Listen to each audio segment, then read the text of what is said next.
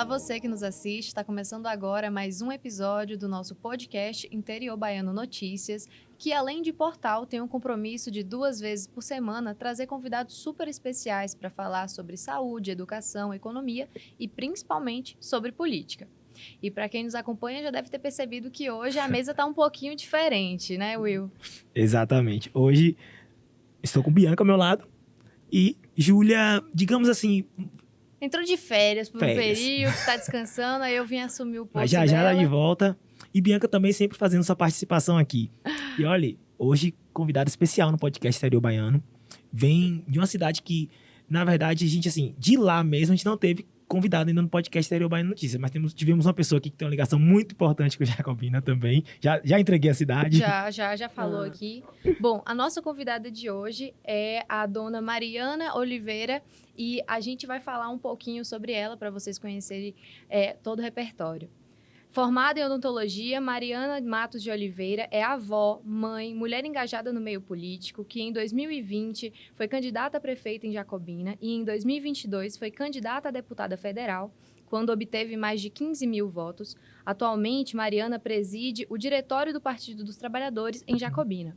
Seja muito bem-vinda, dona Mariana. Obrigada, Bia. Obrigada, Will. Para mim é um prazer estar aqui. Agradeço pela oportunidade. Um prazer falar com vocês, falar com Vitória da Conquista, com o Interior Baiano. Interior Baiano. Sobre a minha vida, sobre a minha trajetória.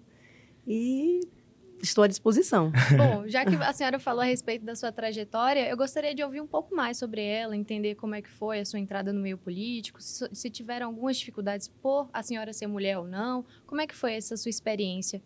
Pode parar de chamar de senhora, vou chamar de Mari, Pronto. tirar esse dona, por favor. A gente acompanha nas redes sociais e eu vi alguma coisa do Mari e eu falei... Eu curioso. gosto de Chamar ser de chamada Mari, de Mari. então. Eu sou dentista de formação há 26 anos, 27 anos, e nunca gostei de ser chamada de doutora, até porque eu não tenho doutorado, então eu gosto mais, me aproxima mais das pessoas, o Mari, o Mariana.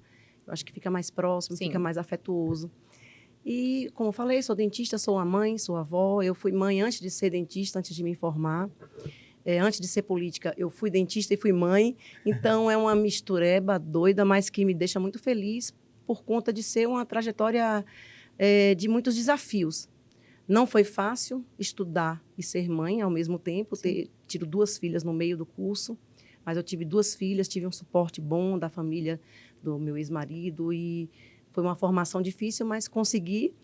E, como política, eu comecei em 2016 a participar das atividades políticas. O Brasil entrou em efervescência a partir de 2013. Nesse período, eu já estava atenta. Desde 2010, quando Dilma foi candidata a primeira vez, eu comecei a me envolver com a política nacional por conta da presença de Dilma, uma mulher, primeira mulher a ser candidata a ser presidenta do Brasil, né? Naquela época, ela enfrentou uma campanha muito dura. E naquela época as redes sociais eram basicamente o Orkut, não é? Isso. Então eu participava muito das redes naquele momento, eu ficava muito incomodada com as mentiras. Já naquela época as mentiras já começaram a acontecer e fui me envolvendo. Em 2013, aquelas manifestações de junho de 2013, também me envolvi, fui nas ruas, sempre com um olhar cuidadoso por conta de que eu já sabia do tamanho do problema, eu já sabia por conviver com o SUS, por conviver com a área de gestão, sabia dos problemas que a gente tinha já naquela época, mas também que a solução não viria fácil, como as pessoas diziam e gritavam, eu quero educação padrão FIFA, e eu sei que eu já sabia que não daria, não seria possível uma transformação de tantos problemas assim tão rápido para um nível top de educação ou de saúde. Enfim, então, eu participei de 2013, em 2016, como eu falei, participei de várias manifestações e fui convidada em 2016. Aí, em 2016, eu me filiei ao Partido dos Trabalhadores por conta da presidenta Dilma, né? Por conta do que ela passou, né? Do processo de impeachment, que hoje já foi noticiado em todas as mídias, inclusive o Poder Judiciário já reconheceu que ela sofreu um golpe, né? Então, eu me filiei. Em 2019, fui convidada para participar de um processo de eleição interna do PT. Aceitei participar, concorri com outra chapa e nós fomos vitoriosas. A minha chapa foi vitoriosa.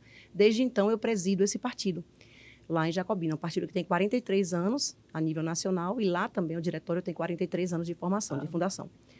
E é uma experiência diferente na minha vida, porque mesmo me interessando por política, mesmo tendo participado, mas atuar diretamente com a política partidária, para mim, foi uma surpresa, foi um outro desafio enorme, mas eu aceitei e seria um mandato de 2 anos, já estamos há 4 anos, já estou há 4 anos praticamente, e ainda enfrentando desafios, né? Como foram as 2 candidaturas.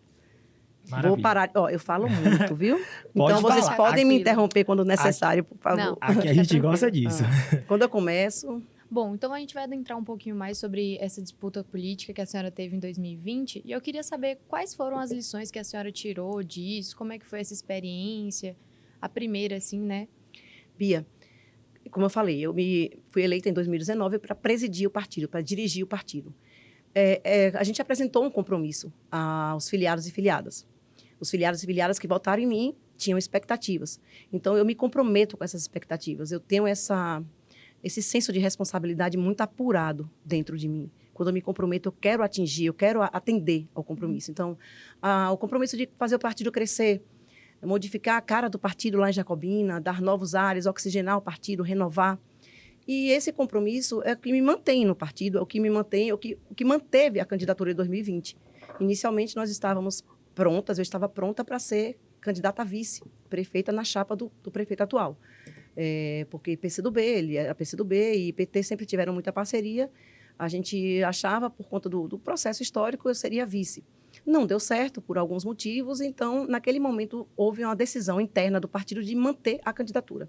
Candidatura própria, foi uma chapa puro sangue, como a gente fala, a gente não teve aliados, coligados, não coligou, porque o processo político já estava encaminhado quando a gente decidiu pela candidatura. O processo político já estava polarizado. E toda a liderança que eu ia atrás, que eu ia conversar, não, eu já me comprometi com fulano, com cicrano, então eu fiquei meio que só no processo e só com o partido. E uma pandemia, vocês lembram que a gente estava na pandemia? Foi uma eleição bem atípica, né? Atípica. No início de 2020, eu sempre fui muito conhecida na cidade como dentista. Ah, doutora Mariana, a dentista Mariana. Mas não era conhecida no meio político, no meio das lideranças políticas. E naquele momento eu me apresentava como Mariana Oliveira, eu me distanciei um pouco do dentista e como a política, como a dirigente, como a candidata, usando máscara. Então, as pessoas não me reconheciam. Eu tinha dificuldade para andar nas ruas. Nós tínhamos dificuldades para entrar nas casas, não entrávamos nas casas, não podíamos fazer reuniões ampliadas por conta do processo da pandemia, né, do isolamento. Então, foi difícil a eleição, mas ainda assim a gente conseguiu 10% dos votos válidos. A gente utilizou bastante as redes sociais naquele momento e conseguiu fazer uma campanha muito bonita, com pautas lindas, assim, com vários debates, com várias lives. Naquele momento as lives estavam estourando, né, nas paradas do sucesso. Então a gente fez muita live importante com gente do partido, gente de renome nacional. E aí a gente conseguiu atrair um público que vota por conteúdo, vota por convicção política, né? Então foi bacana a eleição de 2020, ter participado. Foi uma experiência muito boa para mim.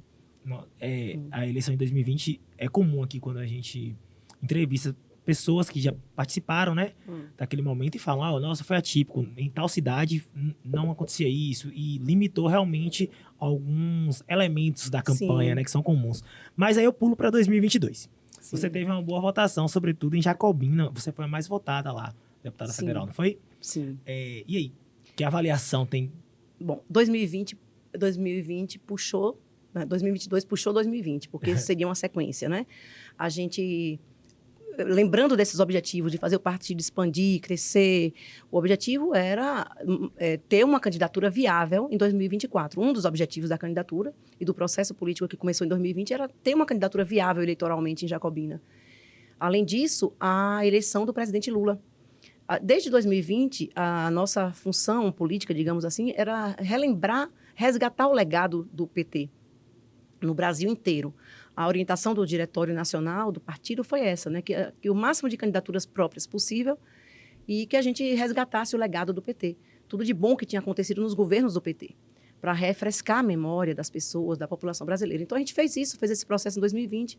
2022, estávamos sob a gestão Bolsonaro, então o objetivo era o mesmo, principalmente defender a democracia, combater o neofascismo e eleger o presidente Lula. Com esse objetivo principal, nós entramos na campanha também com muita força, com muito desejo de vitória, com muito desejo de conseguir um bom resultado, com desejo de fazer o partido ser reconhecido como um partido oxigenado, um partido ativo, apesar dos 43 anos, mas um partido jovem, com ideias ainda para reconstruir o Brasil, e essa reconstrução do Brasil depende de todo o município, que é onde a vida acontece. Então, preparamos um nome também, além de defender as pautas nacionais, da eleição nacional, além de realmente, em alguns momentos, em vários momentos, a gente acreditar que seria possível eleger uma pessoa de Jacobina para representar a região, a gente fez a questão do nome para 2024.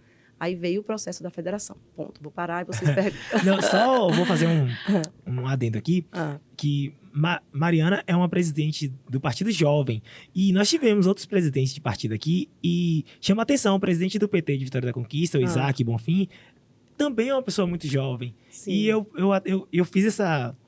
Brinquei com o presidente do PCdoB aqui em Vitória da Conquista, o Glauber. São jovens, ele fala, nossa, eu sou muito jovem. E o pessoal, às vezes, fica assim, mas você também é um presidente de partido jovem. Isso, não sei o que foi, deu um estalo de observação, viu, Bianca? Essa juventude, eu não sei onde foi que você viu, porque a juventude... Então, peraí. Eu tenho 51 anos, Will. Só que minha cabeça é de 25. Eu vou plagiar o presidente Lula. É uma cabeça de 25, né? Ele diz que tem muito boa. A cabeça de 20 e o tesão de 30, mais ou menos assim que ele fala. Então, eu tenho realmente minha mentalidade, minha visão de mundo, é uma visão que eu estou sempre atualizando, eu estou sempre refrescando, porque... O contato com as filhas, vocês falaram, eu tenho 5 filhas. Sim. 5 filhas de gerações diferentes. A minha mais velha tem 31 anos, tem 2 filhinhos. Aí eu tenho a segunda, que tem 29 anos, que foi muito em cima uma da outra, uma de 21, e as gêmeas de 8. Então, eu convivo com essas gerações e eu me oxigeno o tempo inteiro. As gírias são diferentes, né? Cada uma fala um estilo. A comunicação dessa galera mais jovem está muito diferente. Muito. Mas isso eu tomo como uma oportunidade de atualização mesmo dos softwares aqui internos. Mas é bom mesmo. E os 51 anos estão aí. O corpo vai sentindo um pouquinho aqui, ali, mas essa ideia de juventude eu quero carregar até o último suspiro. É muito bom, muito bom. Bom, então vamos falar de Jacobina agora, né? Trazer um pouco para cá, entender um pouco também sobre sua opinião. Só para matar minha curiosidade, o que a senhora está achando a respeito da gestão de Thiago Dias? Sim, a senhora de novo, hein? Oh, desculpa, Mari. É uma gestão que ela vai se encerrar o ano que vem e não pode continuar, ao meu ver, porque teve muitos erros. Teve alguns acertos, mas muitos erros que trouxeram muito descontentamento à população. De um modo geral, quem vive em Jacobina, nas ruas, ouve isso. Quem ouve as rádios e acompanha as mídias, as redes sociais de jacobinenses em geral, percebem o quanto a população está descontente com a gestão. Porque não trouxe nada de novo, porque não atendeu às expectativas de mudanças, de renovação, de superação de velhos problemas que sempre tivemos, não aconteceu. Então, a gente vê hoje uma cidade que está bastante desorganizada financeiramente, a gestão, né? Algumas queixas de débitos com fornecedores, com pagamentos também de funcionários, servidores. Então, houve uma certa desorganização financeira, um desequilíbrio, digamos, na área fiscal, e isso é importante que a gente frise o quanto isso abala qualquer gestão, né? O não fortalecimento dos conselhos, como sempre foi pregado na campanha, da transparência pública e da relação com a participação social, com os conselhos em geral. Não houve também, isso foi muito esperado, porque ele foi vereador, o prefeito atual foi vereador por 2 mandatos. Então, ele era foi um vereador muito combativo. Ele criticava muito, ele fazia muitos vídeos, ele criticava principalmente a questão da transparência pública. E hoje, enquanto prefeito, a gente não vê ele atendendo a essas expectativas de mudança e de superação desses problemas. Então, são dois pontos principais assim, da cidade. A cidade precisa crescer, precisa desenvolver em várias áreas, e a gente vê um atraso, uma situação que você não consegue entender porque que Jacobina, que é uma cidade que tem hoje uma mineradora, né, uma multinacional como mineradora, tem uma previsão de ter um dos maiores parques eólicos do Brasil. É uma cidade que não é de baixa vulnerabilidade da população em geral, é uma média considerada em alguns aspectos, sob alguns aspectos, de média vulnerabilidade social. Mas você vê que em torno de 33 mil pessoas de um município com 80 mil habitantes estão em situação de pobreza, extrema pobreza, né? Vivendo em situação de insegurança alimentar. Então, é muito ruim para a gente saber disso, né? Que uma gestão não combateu, não teve isso como foco principal da sua atuação. Se você Combater fosse, a pobreza. digamos assim, elencar, porque aqui a gente brinca muito que a gente faz muita questão de top, né? Faz seu ranking e tal. Mas se você elencar problemas da cidade, da administração pública, né? Problemas, eu falo que envolvem a administração pública municipal. Você faria ali listaria 3, por exemplo, que você pudesse citar aqui pra gente. Bom, para mim, o atraso com o fornecedor, atraso de pagamento de salário é um problema, para mim, crucial. Porque isso mexe como uma escadinha, como um efeito dominó com a economia local. Né? Mexe com a economia local, uma prefeitura que não tem capacidade de empreender, de enfrentar novos desafios, porque ela está amarrada com débitos pequenos, muitas vezes, como a gente tem conhecimento lá, de contratos de R$1.000 desde maio que não são pagos, que não estão sendo pagos. Então, essa desorganização financeira ela atrapalha todo o resto. Obras inacabadas. Ele começa uma obra, não tem placa de transparência, dizendo quando é que a obra, o prazo para início e fim, de onde saiu o recurso. A falta da transparência também é uma questão muito importante. A falta do orçamento participativo, da participação social em geral. Os conselhos estão enfraquecidos. E como eu falei, né, a gente tem problemas antigos estruturais, temos problemas em vários distritos estruturais e na sede também, como ruas que inundam nas chuvas, como umas avenidas bem estranguladas, digamos, na área do trânsito, mas que ele mexeu em outras e não terminou. Uma avenida importantíssima, como, por exemplo, a Avenida Luiz Alberto Dourado de Carvalho, que liga a um bairro chamado Jacobina 3, 4, Novo Amanhecer, uma avenida que já está há quase 2 anos sendo reformada, e a primeira etapa já está lá toda esburacada novamente. A segunda etapa está ali e prejudica o comércio no entorno. Os moradores e moradoras ficam altamente incomodados com a situação, porque ela simplesmente se dissolveu, a avenida.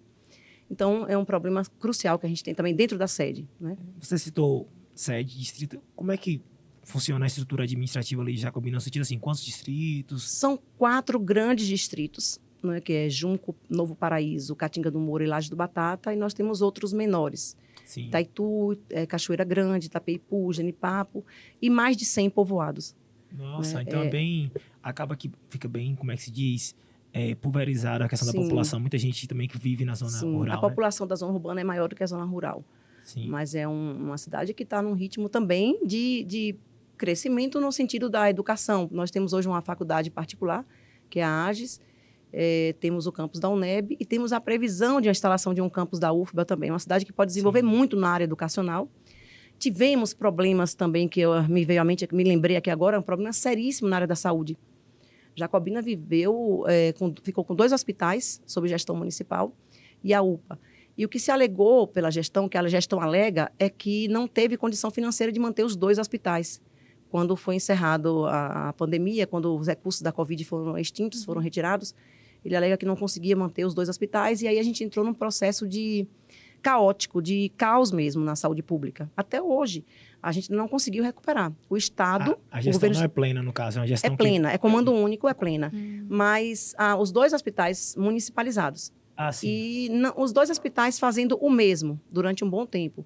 Então, a assistência hospitalar ficou caótica, e a atenção básica altamente desorganizada. Essa é uma outra crítica. Eu falei da transparência, falei da questão dos atrasos, mas essa questão da saúde pública, ela pegou e eu acredito que tenha sido uma das principais responsáveis pela alta rejeição do prefeito hoje. Porque a saúde, né, todos os problemas, eles desembocam na saúde.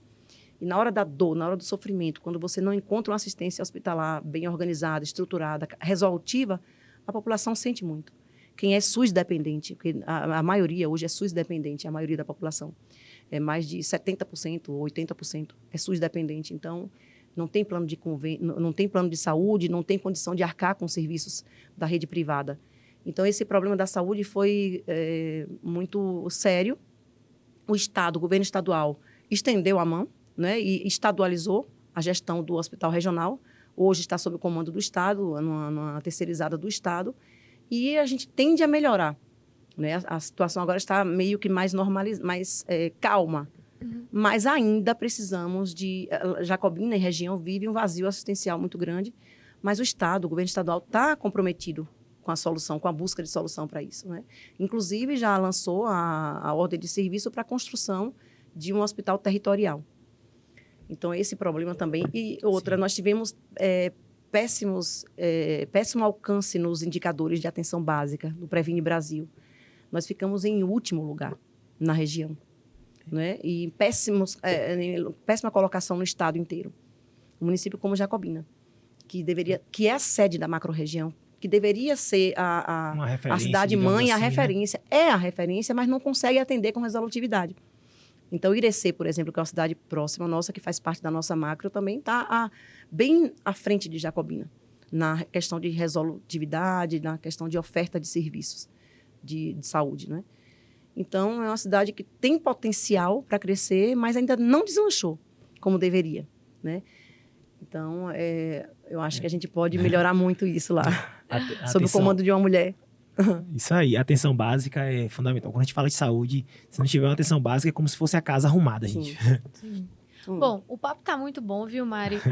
Mas eu vou interromper você só para dar um recadinho para você que nos assiste aí de casa. É muito importante você lembrar que notícia é no interior baiano. E, além disso, se você quiser acompanhar os programas antigos, relembrar um pouco, saber um pouco mais sobre a política, é só você acessar também as nossas redes sociais. Isso mesmo. Ó, quem acessa... Vou puxar o gancho aqui, Bianca, e falar assim. Quem acessa no YouTube tem que fazer uma coisa urgente aí. Se você tiver pelo celular, não. Aí você para, assiste a entrevista toda, aí depois você vem, inscreve no canal, curte a entrevista, ativa o sino para ficar ligado nas notificações. Mas se você tá no computador... Tem ali o botãozinho vermelho, gente. Se inscreve também, não deixa de nos acompanhar. Tem muita gente também que acompanha a gente pelo Spotify. Sim. Tem gente que acompanha a gente pelo YouTube, mas não segue no Instagram. E isso aí eu não admito. Você que está aí também já pega. Se você estiver pelo computador, pega o celular, se inscreve em Interior Baiano e lá você encontra tudo que tem, que Bianca já falou aqui, que é nosso site. Tem todos os links. Nós somos assim, ó. É uma... A teia, Estamos né? todos ligados. E lembrando, 2 vezes por semana a gente vai trazer convidados especiais para você poder acompanhar, ficar atento nas notícias. E tentando cada vez trazer mais cidades. Isso aqui já é pauta. Júlia fala assim, vamos ter os 417 municípios da Bahia vão vir no interior baiano, né? Uma meta já. Objetivo. Bom, então, trazendo mais para o futuro agora, eu queria saber quais são suas expectativas para 2024, como pré-candidato, o que a senhora pensa?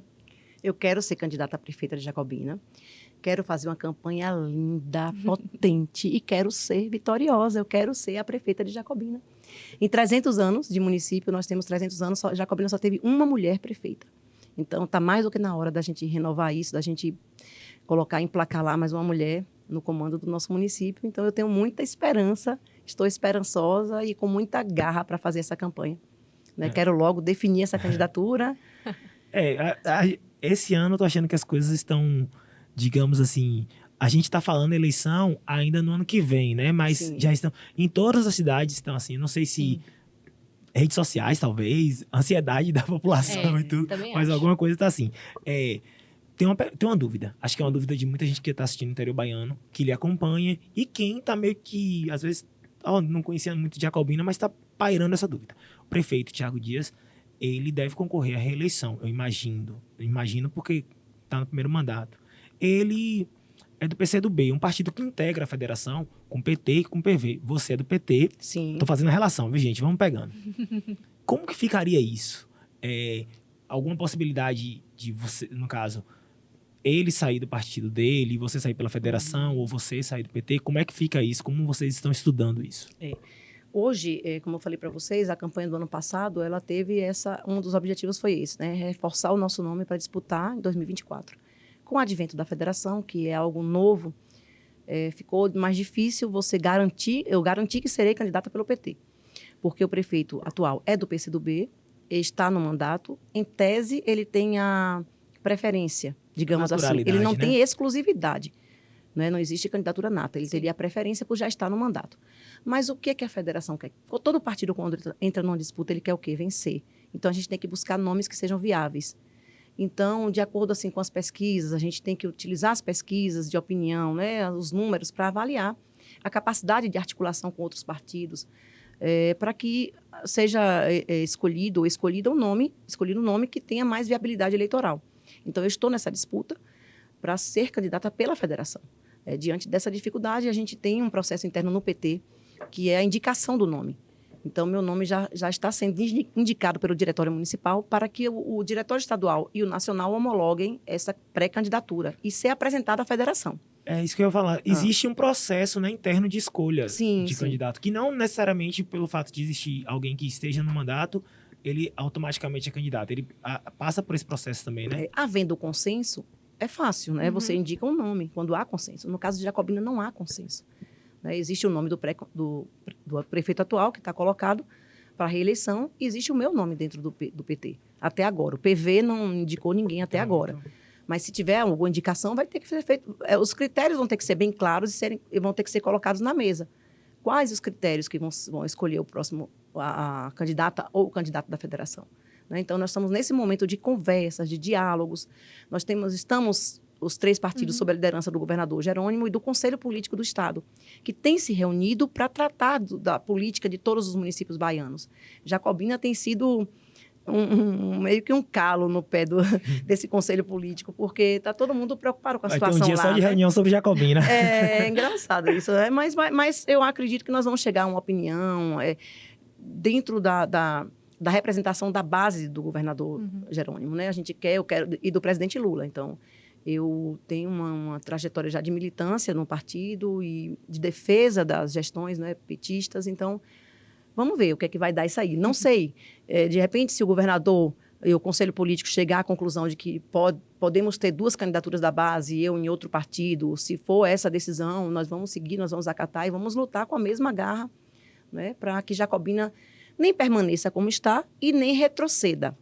Eu quero que Jacobina vá para frente, ande para frente. Né? Isso mesmo, no futuro. Bom, então eu acho importante a gente falar também a respeito dos projetos administrativos, eventuais projetos, né? Qual seria mais ou menos... Muito boa, né? Qual seria mais ou menos assim a dinâmica que o Executivo Municipal de Jacobina estaria fazendo para realizar? Isso com Mari... Prefeita. Já vamos aqui, projetando. Mari Prefeita, como seria aí? Eu acho que a principal coisa para fazer é resgatar a autoestima da população, essa relação da sociedade com o poder público, que hoje está muito desgastada. Essa relação hoje está muito desgastada por conta da descrença, né, dessa problemática toda que eu estou falando para vocês, dos atrasos, das obras inacabadas, da falta de transparência. Então, houve uma ruptura, né, da sociedade civil organizada com o poder público. Então, a gente precisa resgatar isso, a confiança das pessoas. Toda relação, quando ela se pauta pela confiança, ela tende a dar certo, quando existem acordos prévios. Então, o orçamento de Jacobina vai aumentar muito no próximo ano. É um orçamento de mais de 400 milhões de reais. Então, as pessoas querem saber para onde vai esse dinheiro, o que vai ser feito com esse dinheiro.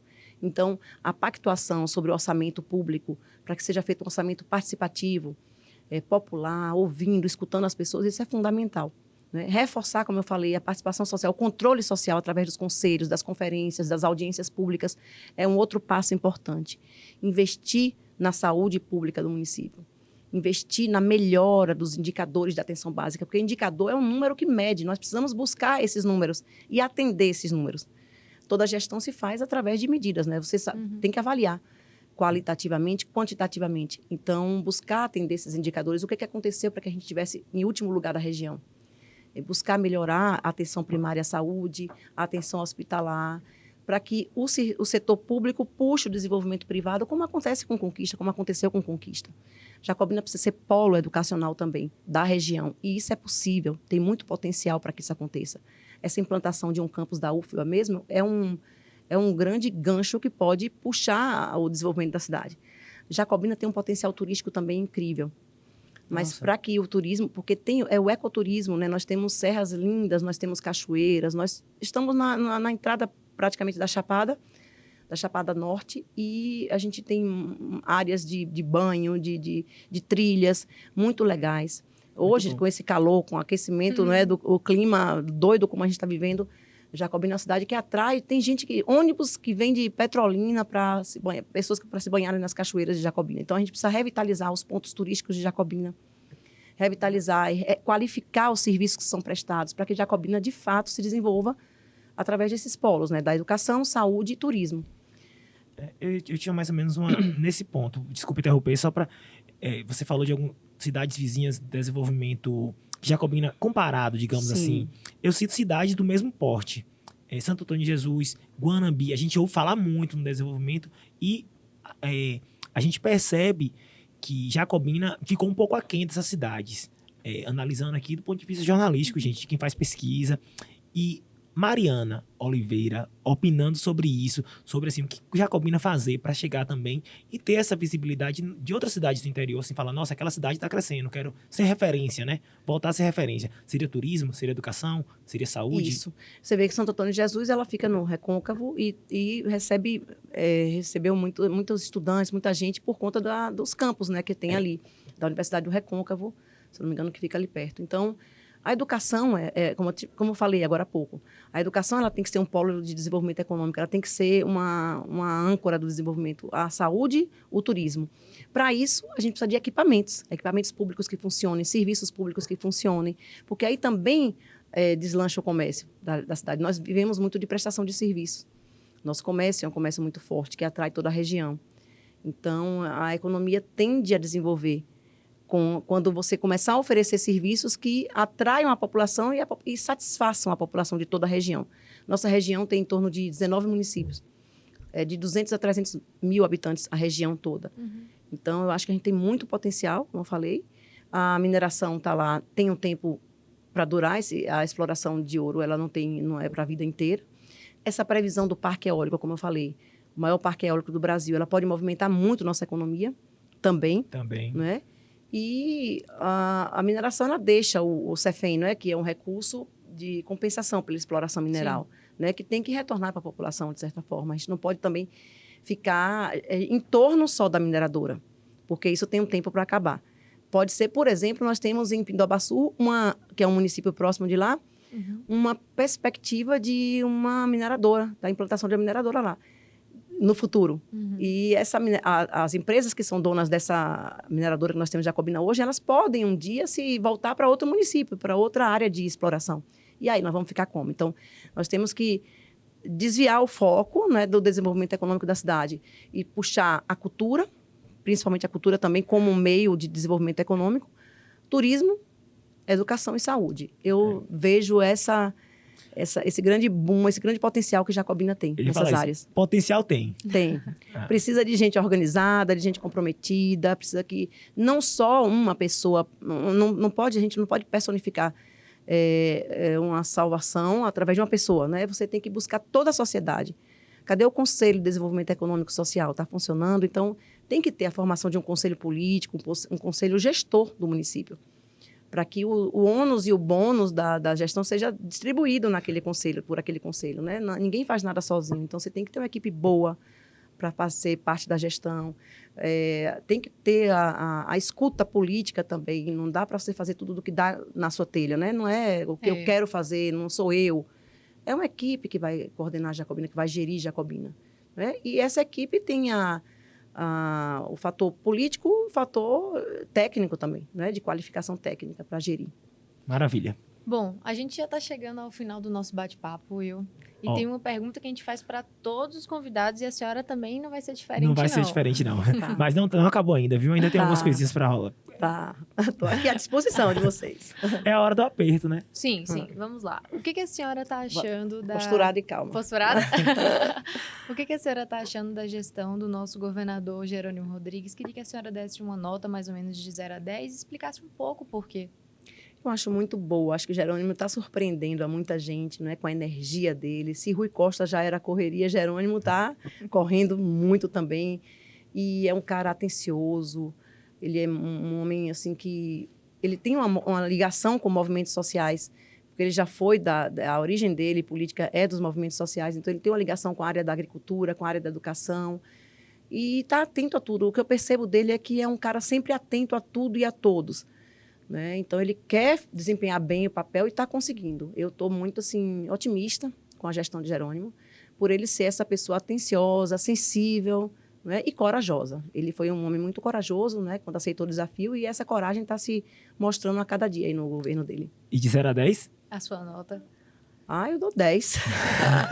Como não dá 10 a Jerônimo? Eu dou 10. Assim, nós temos problemas sérios na área da segurança pública, por exemplo, e que ele está enfrentando com muita coragem, né? 10, talvez eu tenha exagerado, mas assim, nós temos problemas muito sérios para resolver e que são problemas herdados e que acontecem no Brasil inteiro e problemas que advêm também da enorme desigualdade social que a gente enfrenta. E Jerônimo está enfrentando com muita categoria, né? Com muita força. 9,5. Pronto, nota dada. Nota dada e justificada. Muito bom, muito bom. Vou puxar agora aqui só mais uma observação. Antes de vir aquele quadro, que eu sei que todo mundo está esperando. Viu, Bianca? Todo mundo É o mais esperando. famoso daqui, viu? Eu vou falar o seguinte. Bianca falou nesse instante, no fim do primeiro bloco, sobre o interiobaiano.com.br. Então, você que está assistindo o podcast, quem está escutando, não deixa de acessar, gente, porque é através do Interior Baiano, do site, que você fica por dentro de tudo que está rolando no interior da Bahia. Cidades como Jacobina, Vitória da Conquista, toda a região aqui, sudoeste, região sul, extremo sul. E aí a gente vai pautando todo mundo conforme vai dando também, Sim, conforme sim. o pessoal vai vindo aqui no podcast. E lá no site do Interior Baiano você acessa, tem uma aba ali no cantinho que tem todos os podcasts. Então já são mais de 70 convidados, então de diversas cidades, você vai ter todos os podcasts. E saindo do podcast você vai para o YouTube. No YouTube você tem episódios completos e cortes também. Então não tem do que reclamar, gente. Saindo do YouTube, você tem o Instagram. No Instagram tem outros cortes. E você não vai perder nada se você seguir a gente no Instagram, tá? A gente posta notícia toda Ah, hora, não, ali- novidade.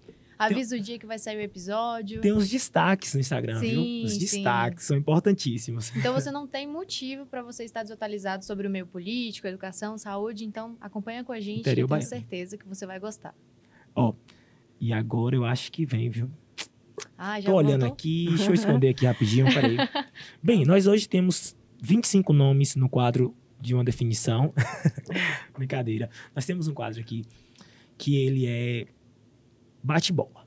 Um nome, uma definição. A definição, nós pedimos que seja em uma palavra ou uma breve frase. Porque se também a gente não pode dar essa colher de chá, pra você também sair justificando, fica fácil. Uhum. E aí, eu e Bianca, nós vamos falar aqui, cada um vai falar um nome. No caso, eu vou falar um nome, você responde, ela fala outro. Vamos ter essa dinâmica. E você vai definir com a gente, tá bom? Tá. Já vai pensando. Não pode nem pensar nas palavras aqui, que os nomes estão Rapidinho. escondidos. Bia, como eu sou mais veterano de casa, eu vou começar. Mas pode ir, eu sei que você gosta.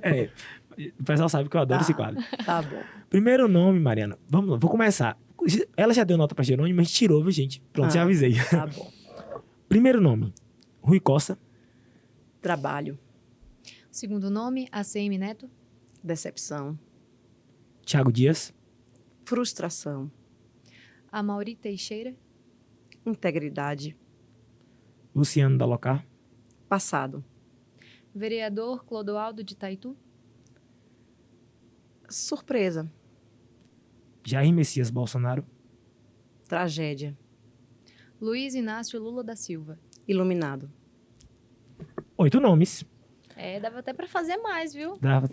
Mas a gente Rápido, sempre não fala foi? isso, é porque a gente segura, a gente não sabe como é que a pessoa vai responder. Sim. Mas no caso, eu, pensando nisso, preparei aqui uma lista com mais 10 nomes. Ixi, meu Deus. Brincadeira. não vamos fazer isso, não. Senão a convidada não volta. É. A gente também Não, mas não... eu gostei muito. Foi bom conversar com vocês.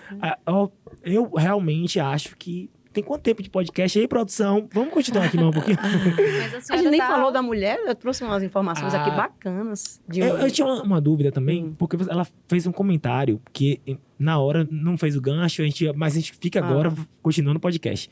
Que você falou que teve uma prefeita mulher em Jacobina. Sim. Foi a Valdice Castro, em 2009. 2009. Foi a única prefeita. Uhum. Né? E a gente e tinha muitas queixas na época por conta de que o esposo dela já tinha sido prefeito por 2 mandatos, então a população falava muito sobre a falta de autonomia no caso dela na época, né? Então Sim. isso foi muito falado naquela época. Mas enfim, a gente está num novo processo no Brasil, né? No país, no mundo, que é a busca por equidade, Sim. por paridade de gênero na política. Eu trouxe os dados de um estudo que foi divulgado ano passado, em julho do ano passado, do Instituto Alziras com a Oxfam, que é uma organização social que acompanha esses estudos, né, de desigualdade, de gênero, de raça, faz esses recortes na política brasileira. E eu estava acompanhando, anotei aqui, as mulheres comandam hoje 12% dos municípios no Brasil, só 12%. Nossa. É. Imagine pouco. como isso é pouco, É bem né? pouco. Então, isso é no Brasil inteiro.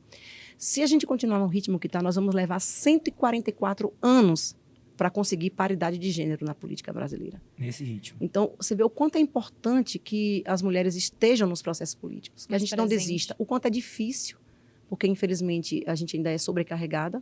A gente ainda tem as tarefas, por exemplo, da casa, ainda não são divididas de forma legal, de forma bacana, de forma compartilhada com os companheiros, né, e companheiras. Então, a gente tem muita dificuldade, porque é mãe, eu sou uma profissional autônoma, sou mãe, então é muito difícil para conciliar o tempo também com a política, mas a gente precisa persistir para mudar a fotografia do poder.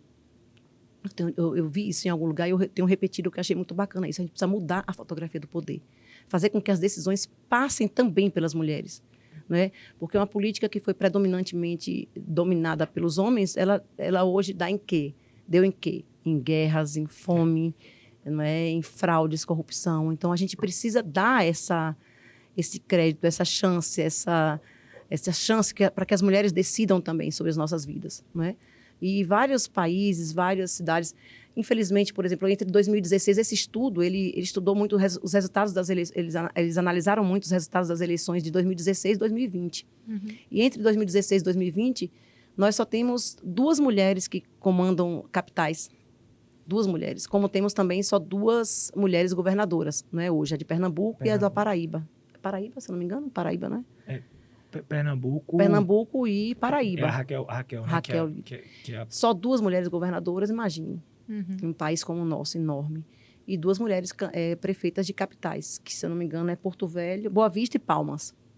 Boa Vista e Palmas. Então, 144 anos se a gente continuar como está. Então, é por isso que a gente tem que persistir e tem que mostrar que nós somos capazes, sim, de decidir, até porque os problemas maiores que acontecem dentro das famílias, a fome, por exemplo, ela é enfrentada quem está na linha de frente do enfrentamento da fome nas famílias, as mulheres, as mães que vão atrás do alimento para dar seus filhos. Mães solteiras também, mães né? solo, exatamente. E as violências, os casos de violência que nós sofremos. Então, nós temos ainda muita coisa para resolver que dói na nossa carne, na nossa pele. Então, é por isso que nós temos que estar nos processos de decisão, né? Decidir o orçamento. Decidir sobre o orçamento, não só na pasta de assistência social, de saúde, de educação, mas decidir sobre o orçamento, sobre o planejamento, sobre o desenvolvimento econômico.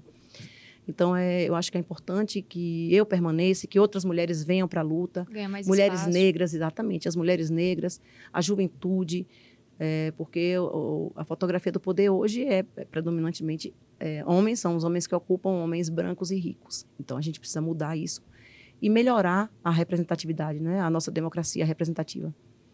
Lembrei de um episódio que teve aqui, que a presidente da OAB de Vitória da Conquista, se não me engano, Luciana Silva, ela cita isso aí, ela fala: mulheres precisam ocupar, não é espaço de poder, que o povo usa muito esse tema, não é espaço de decisão. Espaços de decisão. Participar dos processos de decisão, sentar na mesa, de forma paritária. Paritária porque o partido que eu dirijo, ele é um partido, na direção, ele é paritário. As chapas que a gente monta para concorrer na direção do partido, elas têm que ser paritárias, de gênero, né? Metade homem, metade mulher. Tem que ter a cota de juventude, a cota da população negra, a cota de étnico-racial, né? E hoje o PT é presidido por uma mulher, a Gleisi Hoffmann, que tem dado um show político, né? Ela tem os haters também, mas ela tem dado um show também na defesa do partido, na defesa das políticas, das pautas que o partido defende. Criar oportunidade para a mulher também ganhar mais espaço no meio político é muito importante. Exatamente. Maravilha, gente. Que papo maravilhoso. Mas o podcast Estéreo Baiano tem uma hora para acabar. Mas fica aqui o convite. Tá. Antes da gente Gostei muito de Conquista e volto sim, viu? Volta. Mariana, retorne. As portas do interior baiano estão abertas. Obrigada. Para Mariana retornar em uma outra oportunidade e para Jacobina também, para a gente pautar Jacobina, falar sobre tudo que estiver acontecendo na cidade. Principalmente notícia boa que a gente quer dar. Obrigada. Visitem Jacobina em 2025. Vamos receber vocês muito bem lá, eu espero. Como eu estou sendo bem recebida aqui em Conquista, estou gostando muito da cidade. E parabéns pelo programa. Viu? Muito obrigada. Parabéns e obrigada também. Valeu. A gente vai ficando por aqui com mais um episódio do Interior Baiano Notícias. Valeu, gente. Tchau, tchau.